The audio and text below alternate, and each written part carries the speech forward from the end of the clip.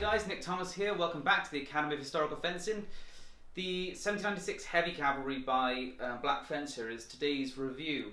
Now, it's an interesting sword. It's a cavalry sword for a start, and you might think, okay, well, we don't do cavalry sword. No, we don't. We don't ride around on horses hitting people with swords, but that would be fun.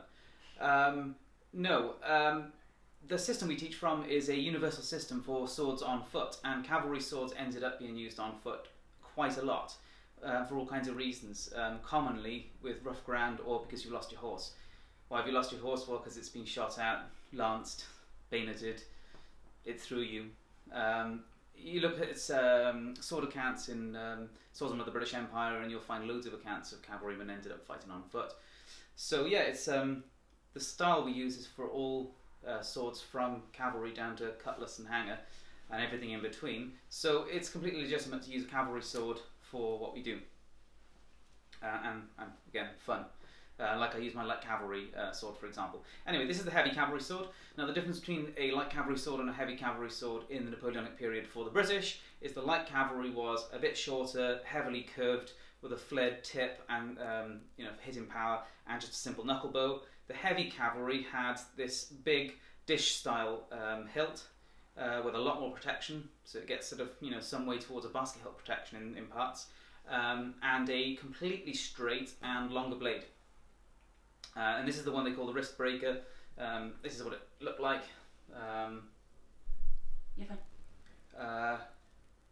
This is a trooper's sword. It's not an officer's sword. It is a trooper's sword. It is also the sword that Richard Sharp uses in the Bernard Cornwell books and the Sean Bean films or TV series, depending on how you look at it.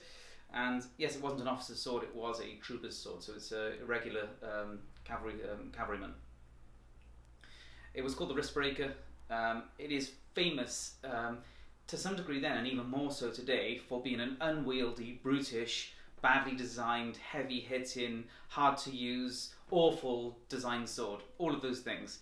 People just wail on it constantly. Sadly, the people who wail on it are more often than not sword collectors and not people who know anything about swords in terms of usage, which is kind of a problem we see with lots of things. Like the rapier, for example, it suffers tremendously from 19th century collectors and the opinions they put on them, as opposed to the actual primary source material. So we're always trying to counter that kind of thing. So yeah, there's a certain amount of bullshit that goes on, which is we try and counter it all the time. Anyway. The original heavy cav was a 35-inch blade, which for the time period, for a British sword, was long. The stuff that come before it was about that length, but during the sort of 1796 onwards period, it was a long sword. Although saying that, it was quite common for a lot of cavalry swords. It was the standard for a lot of cavalry swords in the 19th century, so not long for those. But it was also quite broad and quite bruisish.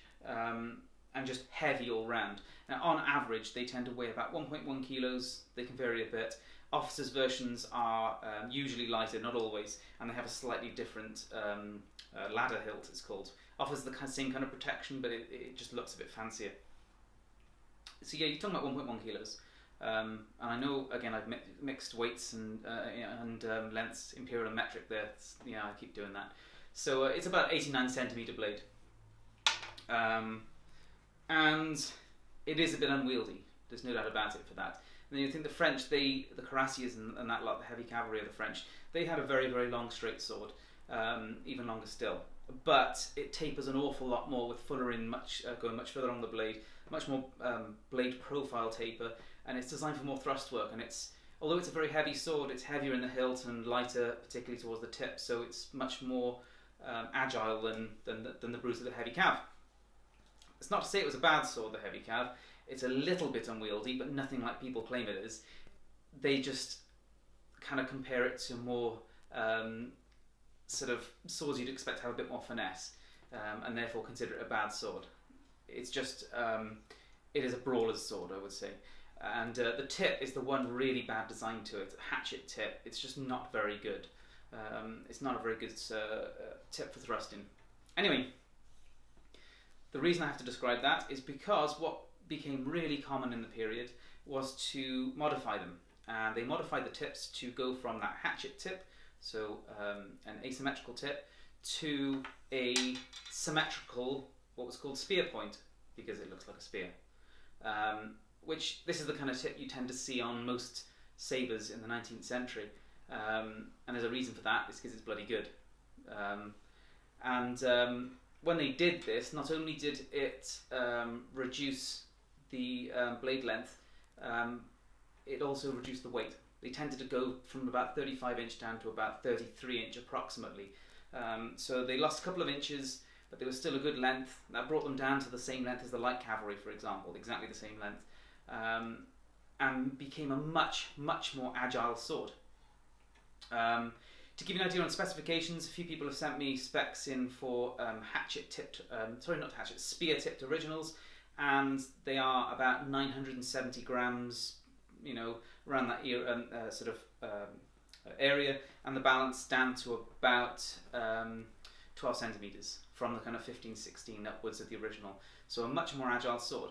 And what you've ended up with is something with a lot of hand protection, still a good amount of reach, an excellent thrust-in tip, and a good cutter and a good thruster. So you've taken what was not an amazing sword and made it damn good.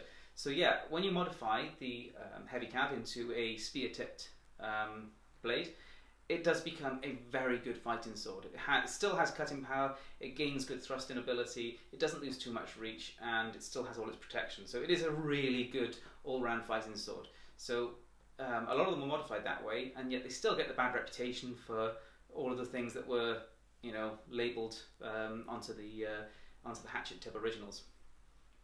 Now, I haven't talked much about the Black Fencer because I had to get past all that, because you need to understand some context, because yes, context is king.